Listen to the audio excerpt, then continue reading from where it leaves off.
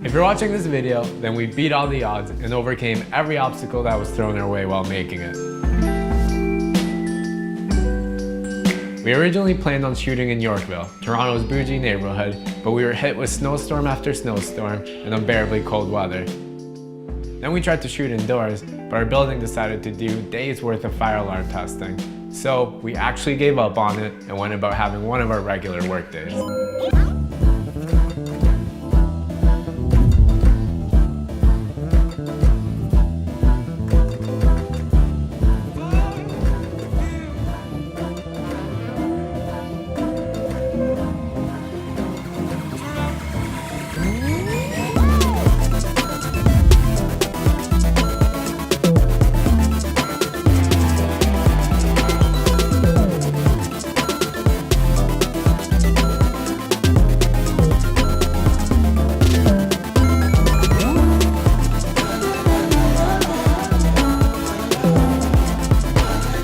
Said, hold up, we need to give it one last shot.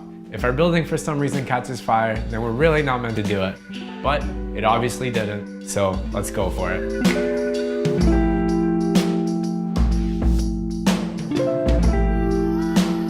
Last November, while working on a project in Prince Edward County, we got a crazy idea.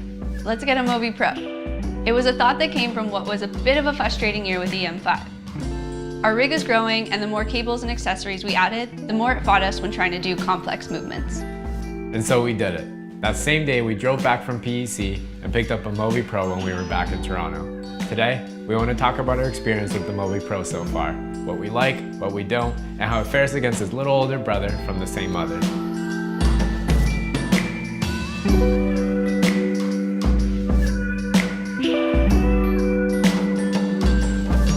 The first thing you notice about the MōVI Pro is how beautiful it looks. It feels like every inch of carbon fiber, every screw and plate serves a very intentional purpose. There's no exposed wiring or anything that feels incomplete. Simply put, it's masterfully designed and crafted.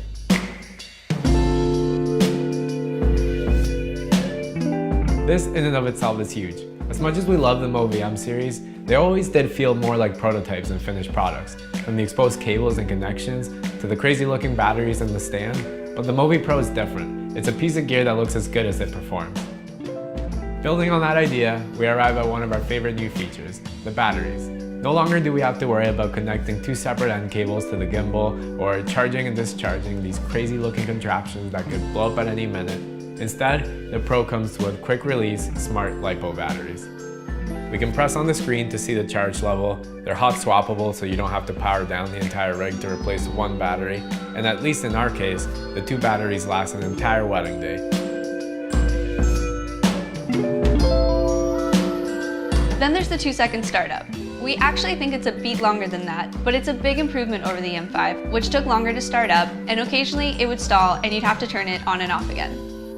That's something that's yet to happen when powering the MōVI Pro, and not having that stress on us during a wedding day is something we truly value.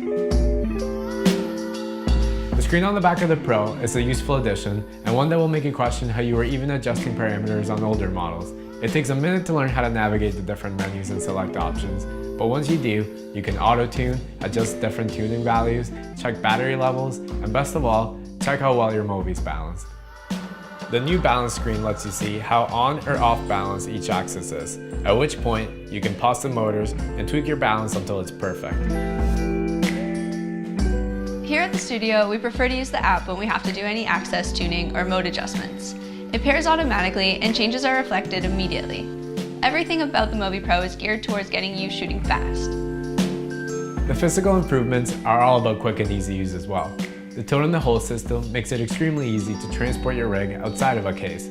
Just snap off, lay flat, and snap back on. The pop and lock mounts are also a welcome replacement to the old screw-on accessory mounts. These snap on and off as well as needed.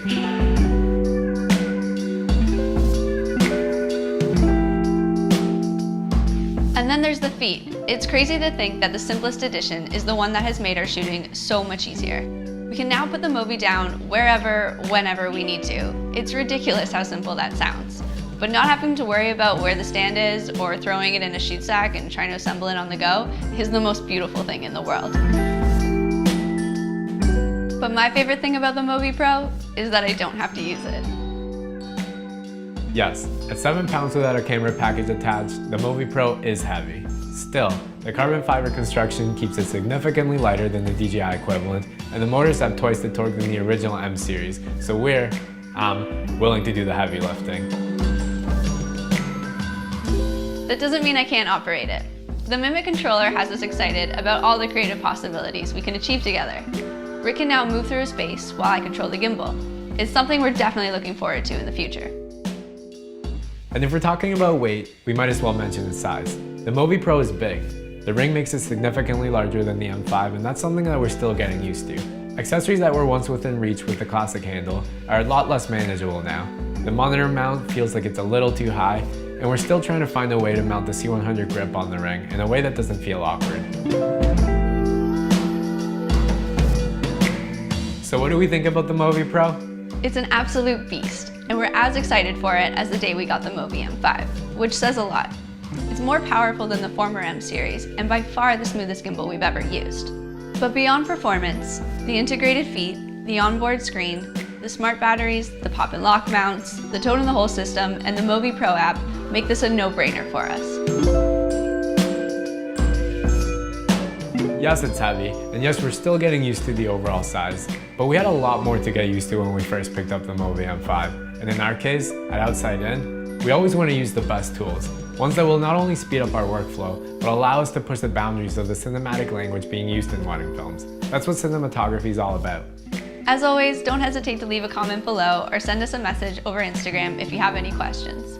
Over the next few weeks, we'll be posting some of our favorite films from past seasons on our channel. So don't be surprised if you see some of our portfolio work popping up on your feeds. Till next time.